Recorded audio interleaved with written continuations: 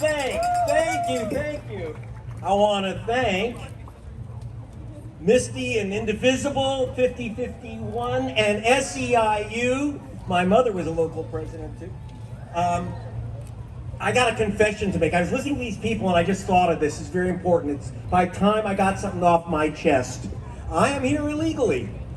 My grandmother snuck into Chicago, sneaking across the bridge at Windsor with my two uncles.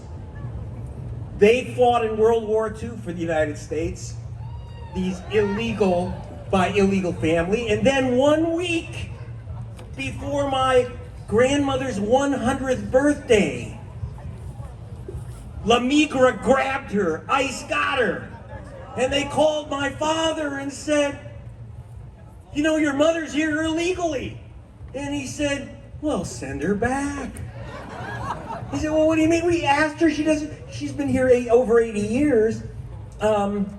She doesn't remember where she comes from. What do we do with her? He says, I don't know. Just send her back.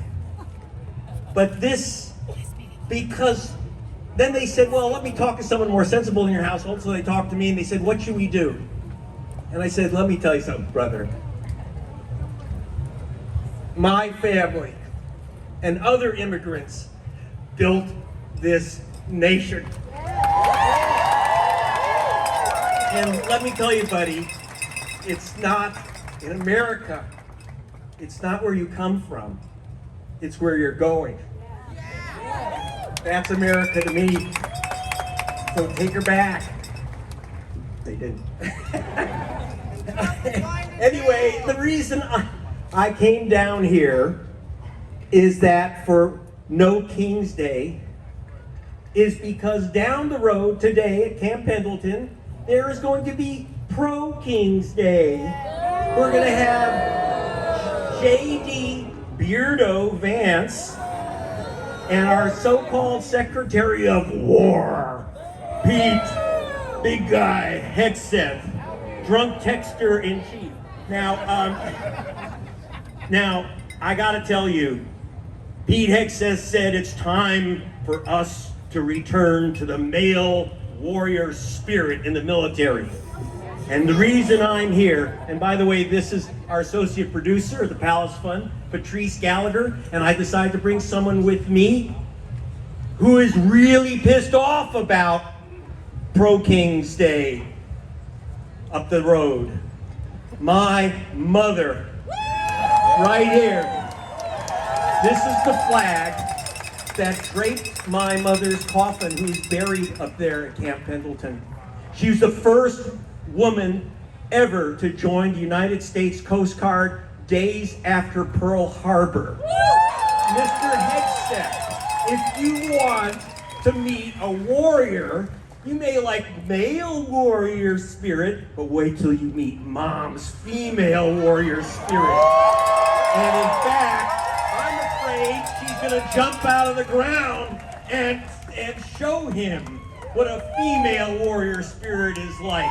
You know, and let's get to the facts here. I'm an investigative reporter. Oh my God, I've got a crown on my head. No more kings.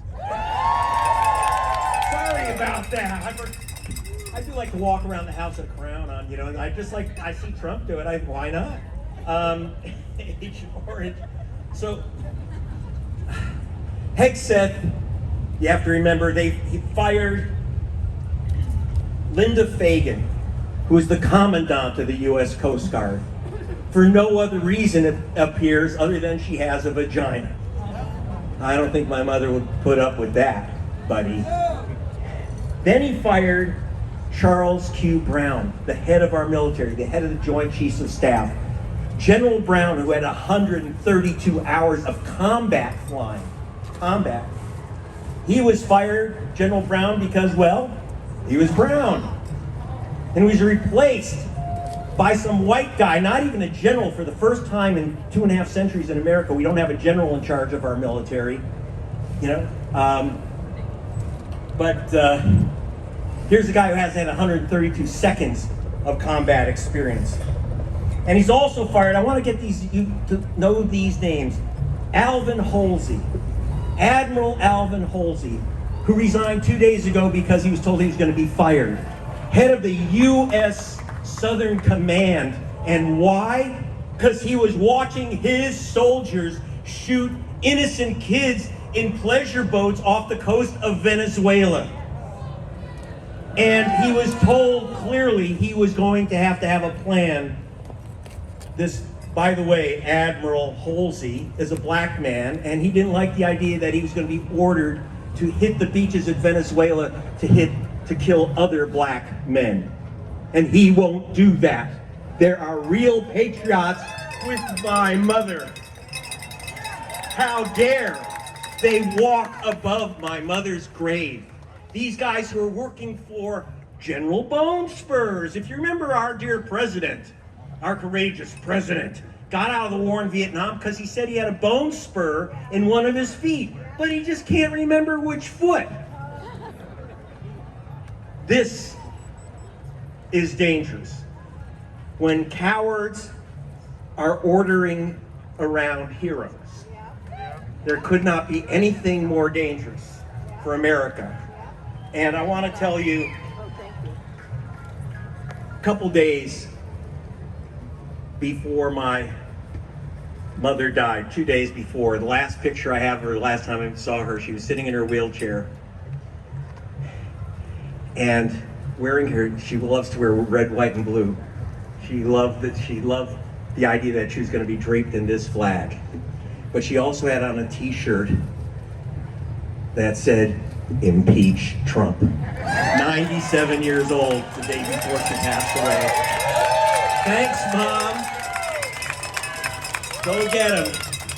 Thank you very much.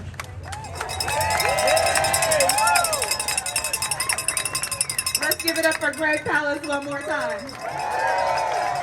I don't know about you all, but I can't wait for the spirit of Greg.